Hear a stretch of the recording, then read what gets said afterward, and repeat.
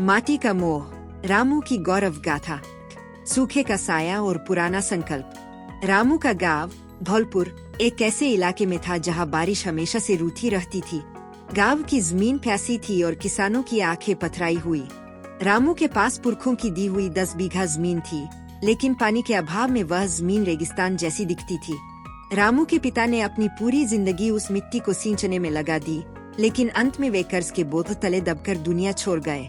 रामू ने उनकी जलती चिता के पास कसम खाई थी कि वह इस बंजर धरती को फिर से जिंदा करेगा। गांव के अन्य युवा खेती छोड़कर शहरों की ओर भाग रहे थे। कोई रिक्शा चला रहा था तो कोई किसी फैक्ट्री में मजदूरी कर रहा था। रामू का दोस्त श्याम भी शहर जाने की तैयारी में था। उसने रामू से कहा, रामू, यहाँ धूल फाकने से कुछ नहीं होगा, शहर चल, वहाँ कम से कम पगार तो वक्त पर मिलेगी। रामू ने मुस्कुराकर जवाब दिया, श्याम, अगर सब शहर चले जाएंगे तो इस मिट्टी का क्या होगा? जो माँ हमें अनाज देती है, क्या उसे प्यासा छोड़ देना सही है? रामू ने अपनी योजना शुरू की। उसने देखा कि गांव का पुराना तालाब कीचड़ से भरा पड़ा है। उसने अकेले ही कुदाल उठाई और तालाब की खुदाई शुरू कर दी। गांव वाले उसे पागल समझने लगे। तपती दोपहर में जब सूरज आग उगल रहा था, रामू पसीने से तरबतर होकर मिट्टी खोदता रहता। धीरे धीरे कुछ और लोग उसके साथ जुड़े। महीनों की मेहनत के बाद तालाब गहरा हो गया। रामू का मानना था कि अगर अगली बारिश का एक एक कतरा बचा लिया जाए तो उनकी किस्मत बदल सकती है। उसने अपनी जमीन पर मेरबंदी बंडिंग की ताकि पानी खेत से बाहर न बहे। उसने पुराने बीजों के बजाय ऐसे बीजों की तलाश शुरू की जो कम पानी में उग सकें। भाग्य के अंत तक आसमान में काले बादल छाने लगे थे। रामू अपनी झोंपड़ी के बाहर खड़ा होकर बादलों को ऐसे देख रहा था जैसे कोई बच्चा अपनी माँ का इंतजार कर रहा हो। पहली फुहार पड़ी और मिट्टी की वह सौंधी खुशबू रामू के फेफड़ों में भर गई। उसे लगा जैसे उसकी मेहनत ने आकार लेना शुरू कर दिया है। संघर्ष की अग्नि और नई तकनीक। बारिश अच्छी हुई और रामू का खोदा हुआ तालाब लबालब भर गया।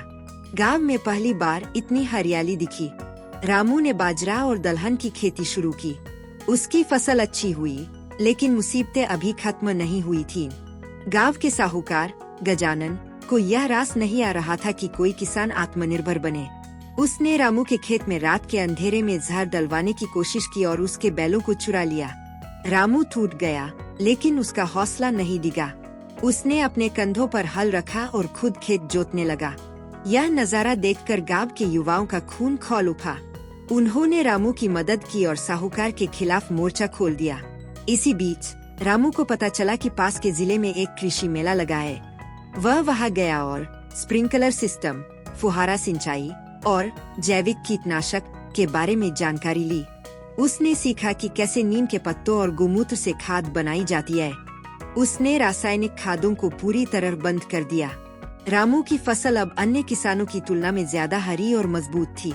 लेकिन तभी टिड्डियों के दल का हमला हुआ। पूरे इलाके की फसलें बर्बाद होने लगीं। रामू ने घबराने के बजाय अपनी सीखी हुई तकनीकों का इस्तेमाल किया।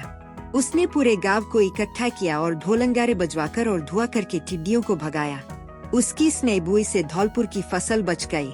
अब रामू सिर्फ एक किसान नहीं, बल्कि पूरे गांव का मार्गदर्शक बन चुका था। उसने अपनी फसल को सीधे शहर की ऑर्गेनिक मंडी में बेचने का फैसला किया। बिचौलियों को हटाकर उसने मुनाफे का एक बड़ा हिस्सा अपने पास रखा। रामू ने अपने पिता का पुराना कर्ज चुका दिया और साहूकार गजानन के चंगुल से अपनी जमीन के कागजात छुड़ा लिए। उसकी आंखों में अब एक नए गांव का सपना था, स्वर्णिम फसल और खुशहाली का सूरज। रामू की सफलता की खबर अब दूर दूर तक फैल चुकी थी। सरकार ने उसे आदर्श किसान के सम्मान से नवाजा। लेकिन रामू का असली लक्ष्य निजी सफलता नहीं, बल्कि सामूहिक विकास था। उसने गांव में एक किसान सहकारी समिति, कोऑपरेटिव सोसाइटी बनाई। अब गांव का कोई भी किसान अकेला नहीं था। बीज खरीदने से लेकर फसल बेचने तक सब मिलकर काम करते थे।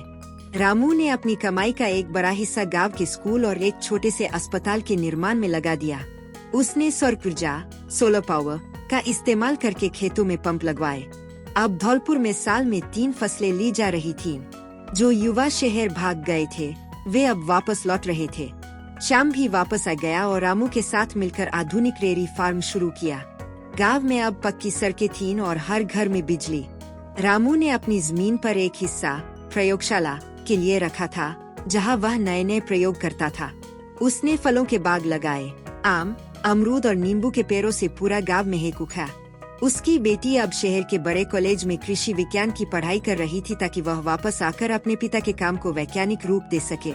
कहानी के अंतिम पड़ाव में रामू अपने खेत की ऊंची मेड़ पर बैठा सूरज को ढलते देख रहा है। उसके हाथ में वही पुरानी मिट्टी है जिसे कभी लोग बंजर कहते थे। आज वह मिट्टी सोना उगल रही है। रामू ने महसूस किया कि एक किसान की सबसे बड़ी पूंजी उसका हल नहीं, बल्कि उसकी उम्मीद और वैज्ञानिक सोच है। उसने अपने पोते को पास बुलाकर कहा, देख बेटा, यह जमीन माँ है। तू इसे प्यार देगा तो यह तुझे कभी अकेला नहीं छोड़ेगी। धौलपुर अब एक बंजर गांव नहीं, बल्कि देश का एक चमकता हुआ सितारा था। समाप्त।